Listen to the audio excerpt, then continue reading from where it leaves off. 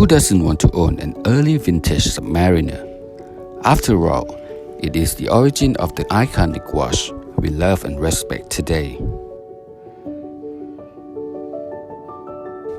Back in the day, when the name Rolex is not as prestigious and invincible as today, Submariner was merely a product line that is very successful, and other watchmakers were wishing to launch their own version of it to gain market share.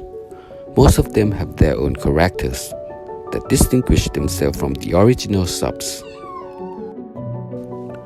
Pieces like Tudor Submariner, which is Rolex's own moves to capture mass market, Omega Seamaster, Titus Calypso Matic, all were trying to follow Submariner's success formula. And now we also see that prices started to rise, as people think that vintage subs are overpriced. What makes Submariner design so successful? Many watch gurus have been analyzing it since the beginning of time. Here's my take. The first factor is the combination of black dial and black bezel, which makes the watch visually more substantial on the wrist, without being physically too large. It is as if the dial is extended to the bezel, which is a totally new look for the watch in the 50s. The second thing is an abstract dial. Submariners are the first watch that make use of very bold basic geometrical shapes as markers. There are triangles, circles, and rectangles. Each marker seems to have specific meanings, which is mysterious to the general public. Prior to 1955, there were only Arabic numbers, Roman numbers, or stick indices. Given these two things that make Submariner a runaway success for the last 70 years, I have two pieces that may not be as prestigious as vintage subs, but it has these two success factors of Submariner in place. The first one is this Sandoz diver with that window function. It is now on an aftermarket strap.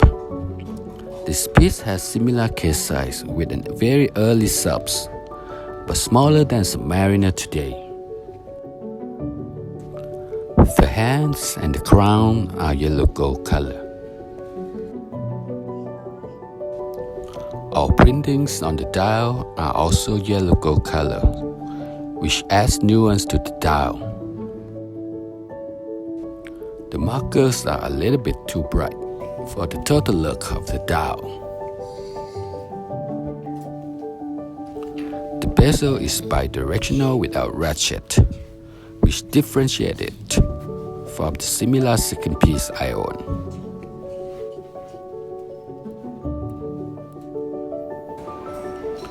The second one is later but still considered vintage Sandoz diver. At the first glance, the most obvious difference you see are the dated function, rather than day only on the first one, and it is on the stainless steel bracelet, rather than leather strap. But when you scrutinize it, element by element, you start to find that the second one looks much more beefy.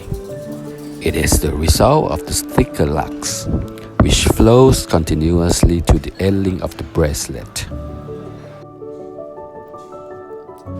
The rotating bezel is unidirectional with ratchet.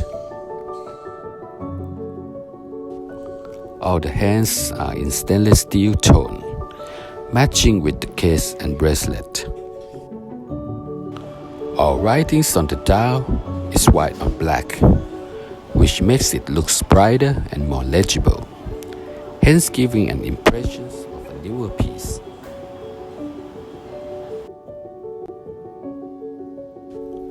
One feature of the Submariner style diver that I'm always fascinated with is an oversized triangular marcus at 12, which also exists in some degree in these two pieces. It is clearly out of proportion comparing to other markers. All the Submariner from 1955 to 1983 has this oversized upside-down triangular features. It symbolized an era when Rolex is young and radical, rather than refined and elegant as today. After 1983, it was trimmed down to be proportional with the other hour markers. Rocking a vintage mariner-style diver is a surefire way to achieve cool, sporty, and vintage look. The design is so timeless and recognizable for the last 70 years. And the good thing about these Sandoz is that you still can bang them around the bed without regret, which is the way they should be actually worn.